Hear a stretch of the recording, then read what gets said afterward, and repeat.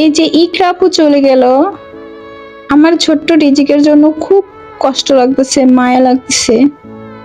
যে এই ছোট্ট রিজিক আর জীবনেও মা বলে কাউকে ডাকতে পারবে না। আর যদি ডাকতেও পারে, মায়ের স্বাদ কেমন ও বুঝবে না। মা তো মায়ে, দেখবেন সন্তান ধুলা বালি মেখে পড়ে আছে বা গায়ে পায়খানা পেশাব লেগে পড়ে আছে, মা কিন্তু দেখে না ওটা। মা তাড়াতাড়ি করে হয় সন্তানকে সুন্দর করে পরিষ্কার করে কুলে তুলে নেবে, নাইলে ওই অবস্থায় কুলে তুলে নিয়ে আদর করবে, চুমা দিবে।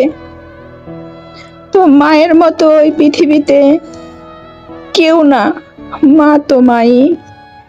এই ছোট্ট রিজিকটা আর কোনোদিন মায়ের যে ভালোবাসা ও পাবে না।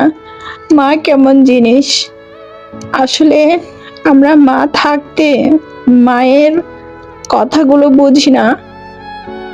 আল্লাহর কাছে অশেষ শুকরিয়া, আমার মা বাবা দুজনে বেঁচে আছে।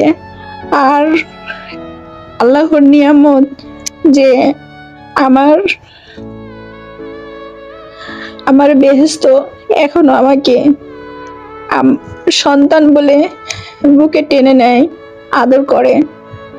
তো ছোট্ট রিজিকটা আর কোনোদিন মা বলে ডাকতে পারবে না, মায়ের বুকে ঝাঁপিয়ে পড়তে পারবে না। খুব কষ্ট লাগতেছে।